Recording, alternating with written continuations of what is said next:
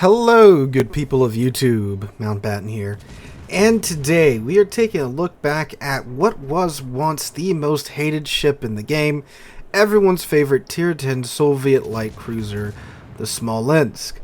So this ship, for those of you that weren't around when the Smolensk was first released, this was quite the pain in the side of many a battleship main, or well, really anyone playing the game main at all.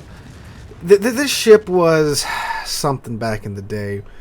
So, back in the day, the main features of the ship were, well, obviously her main battery guns, which she still has 16 of these crazy high rate of fire guns, although not as high rate as you used to be able to get them back in the day. And you could get these 16 guns out to 19 kilometers in a Tier 10 light cruiser. And yes, that means you could outrange a lot of Tier 8 battleships with this ship. She has smoke screen, of course, too, so you pop your smoke, hide in the smoke, and just farm for frickin' days in the Smolensk. But much has changed with the game, and a lot has affected the ship, and that's what we're going to be looking at today, how this ship has gone from being one of the most hated and feared ships in the game to one that you really don't see too much in game anymore. And I know for a fact a lot of players had them because, good God, they were everywhere back in the day. But let's go ahead and take a look at the Smolensk. One thing I do want to note is that my commander build for the Smolensk isn't really ideal. I am using Kustazov on the Smolensk, but I didn't feel like paying the doubloons or the free XP to change one or two skills over to where they might be a little bit better. I still felt like, well, heavy AP is certainly good enough to have on the Smolensk. Is it something that you should take right out the gate? No, because actually I forgot now that it's not a main battery gun above 190 millimeters. It's only 130 millimeters. So yeah, it's actually useless. So yeah, I would shift that over probably to probably priority target in last stand or incoming fire alert. If you're looking at my commander build, that would probably be two much better places to put those 3 points rather than heavy AP shells. But that is the build that I'm running for the match that you are watching in the background. So anyway, Smolensk. So her armor, let's start there. Very thinly armored ship, 16mm bow, 16mm stern, 16mm upper belt, and then her main belt's only 70mm. So you get the picture. Very lightly armored cruiser. What happens a lot is that this actually works out for the ship's advantage and was a source of frustration for myself back in the day too, because back when the Smolensk was out, I almost exclusively played battleships, really hadn't branched out into cruisers at all, not even to mention destroyers back then. But you would get a broadside Smolensk, get all your guns lined up on it, and you'd get maybe 11k in overpin damage instead of absolutely deleting the ship like you would think so. And, well, that, we'll talk about how that's changed. Let me not get ahead of myself here. Hit points, she has 36,900. And artillery, she has those 16 130mm guns that we talked about. These are actually the secondary guns on the Nakhimov. Although the Nakhimov's guns are nowhere near as good as these things are, but yeah, fun fact. So right now you have a reload time of 4.5 seconds with the build that I'm running on the Smolensk, which is a range mod in the last slot rather than reload. So you can get this down a little lower if you want to. They turn in 180 degrees in 5.2 seconds. Her maximum dispersion is 126 meters, and her maximum range is 16 kilometers with the range mod. Her HE shell, again with the build that I'm running on her, they have a maximum damage of 1800, a 10% chance of causing a fire on the target, and she can pin 22mm of armor. And both her AP and HE shells come out the tubes at 950 meters a second. So very, very, very fast shells coming out of these guns, which is great for aiming. You don't have to lead the targets near as much as you would in something like a American light cruiser or even the British light cruisers with their floaty shells as well. So when you're dealing with DDs and other cruisers, fantastic, easy to aim over long ranges. And of course they are the Soviet shells and stuff, so they get all the nice Soviet ballistics as well. She does also get torpedoes, quite usable torpedoes too. Unlike a lot of light cruisers that have smoke and hydro and the other consumables that Smolensk has, they normally get very self-defense torpedoes. By self-defense, I mean like maybe 4 kilometers, 6 kilometers. Smolensk is 8 kilometers. A lot more usable torps than a lot of other light cruisers get. Well, at least back when she came out originally. That's changed a bit nowadays, of course. So they reload in 100. I'm sorry, they reload in 131 seconds. They do a maximum damage of 14,400. They travel at 60 knots, and they're detectable from 1.2 kilometers away. And she does get depth charges as well. They are... It's an interesting pattern to say the least. You sail right over the ship, and you don't necessarily drop the depth charges right on the submarine, but yeah, they are depth charges.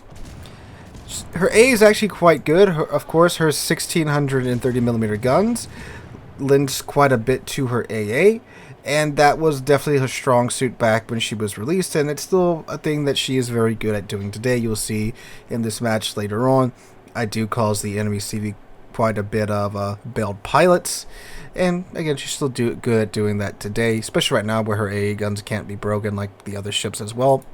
Maneuverability, top speed of 36.8 knots, a 750 meter turning circle radius, and a rotor shift time of 6.6 seconds.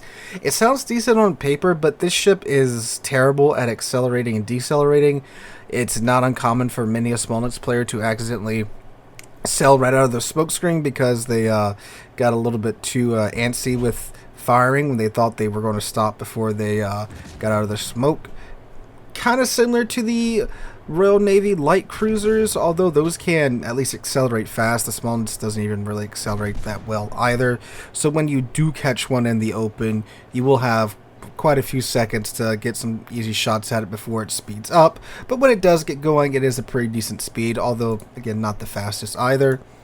Concealment with the build that I have on it, which does include the concealment module and the commander skill, you can get her concealment range down to 10 kilometers, which is pretty darn nice. Like I mentioned, for her consumables, she does get hydroacoustic search. You can swap that out for DFA if you want to be even a bigger pain in the CV side. And you get smoke screen and a heal.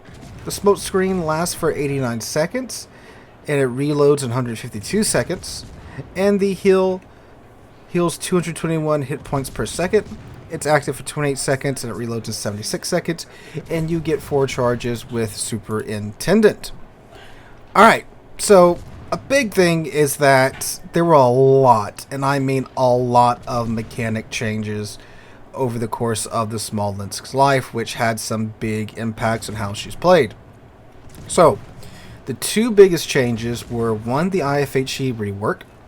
Before, IFHE would, of course, give you the boost to your shell's penetration to where a lot of light cruisers and destroyers could get their HE shells penetrating the major thresholds at their tier. So, for example, tier 10, 32mm is the major threshold. That's what most battleships have plating around that thickness. For like the American and the British battleships, that's the standard thickness there.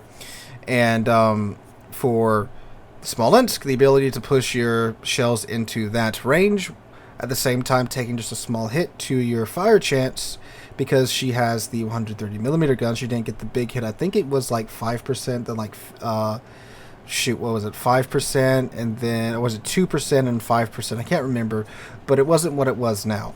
Now you get the boost to your penetration, but you lose half of your fire chance. And on a very rapid fire HE spammy cruiser, losing half of your fire chance from 10% down to 5% is a big loss. Now, yes, you will be able to pin what you need to pin, but you won't be setting near as many fires. And for an HE spammy cruiser, setting fires is one of the best ways to farm damage. You set a couple fires on a battleship player lets it burn, or they pop their damage con, and with the amount of shells that this ship can spew out, you'll be setting a couple more fires in no time. So that's a big trade-off you have to decide. Do I want to go with setting fires, or do I want to go with getting good consistent pin damage and not setting a lot of fires and getting easy damage? You have to pick between that now. Back in the day, you could get both with the Smolensk. And yes, it would take a hit to its fire chance, but nowhere near enough for the fire rate of the ship. Second big thing that hit the Smolensk was the commander rework. The commander rework set up different commander skills for different classes of ships. That means the Smolensk can no longer take BFT and AFT, which would increase the increase the DPM. I was going to say increase the reload time. No, increase the DPM of the ship and increase the range, because again, it has small caliber guns. It could benefit from both BFT and AFT greatly. So you used to be able to get the reload time down even more, and you could extend the Smolensk's range out to 19 kilometers, which means you could be bathing ships at 19 kilometers away in this beautiful rainbow of HE. At the same time with the old IFHE, where you could be pinning them for, well, you would be pinning the entire ship. You could be pinning them pretty decently with IFHE and setting plenty of fires because of your insane rate of fire at 19 kilometers. So needless to say, the ship was kind of broke for some time. Then the IFHE rework came and toned it down a bit. The Commander rework came and really toned it down a bit more, to now where you could only have a 16 kilometer Smolensk, and you have to choose between IFHE or non-IFHE, depending upon what you want to do with the Smolensk. Now, how's that affected her in game? Well, she's still pretty darn good at doing what she does. The match you're watching in the background is definitely not a very high damage match for a Smolensk, but it does definitely show you the strengths of the ship. One, it's very, very good at dealing with destroyers. Destroyers spotted within, well, any range of a Smolensk. This is like a French DD or like a Khabarovsk or something around its maximum range. Smolensk can easily deal with it, thanks to the sheer volume of shells, the good reload time, and the nice characteristics of the Soviet shell. Two, she's great at setting up on a flank where battleships or the enemy team in general have to push into her, because she can absolutely melt them down through fires. And of course, if you know how to aim, you can murder ships through their superstructure and such. Not to mention too, the AP on this ship is no slouch either. This is Soviet AP. It packs one hell of a punch. And I remember thinking that back in the day, not only can it burn you down, but if you show the ship your broadside, this ship can easily chunk a battleship for like 5 to 8k if they shoot them in the right place, like the bow, the upper belt, the superstructure, depending upon what ship it is that the Smolensk is shooting at. Now, despite being pretty good at what it does, there are some major things that have been added to the game that kind of make the Smolensk experience a little less carefree than it was back in the day. First off, SAP. Good lord, SAP can utterly smack this ship. Of course, it's a lightly armored ship, and SAP, as we all know, is wonderful for dealing with light cruisers and destroyers and such. Especially now that we have the Italian battleships in game. If you catch a Smolensk in like a Cristoforo Colombo, that Smolensk might as well go back to port when the shells get headed in their direction. Or especially if you get caught by a frickin' Marco Polo and RNG smiles upon him and all 9 of the 16-inch shells hit your ship, you're going back to port as well. Now, of course, too, radar has gone absolutely through the roof at higher tiers, so she can't sit in a smoke screen as comfortable as she used to back in the day. In addition to, Petropavlovsk is a thing now with its crazy guns that can absolutely murder the ship, and it's kind of taken the place of the most hated ship in the game from the Smolensk. In fact, you probably should have seen that at the start of this match, where their Petropavlovsk, I don't think he citadeled me, but he just hit me, and I get it with that Soviet short fuse AP. Yeah, that is going to hurt a lot. So the Smolensk overall, she's kind of been put in her place. She's still a very good light cruiser. She's not available to purchase anymore, but we managed to get her in a Christmas container, because the Santa container event, it should still be going, I believe, through like the first or the second week in January.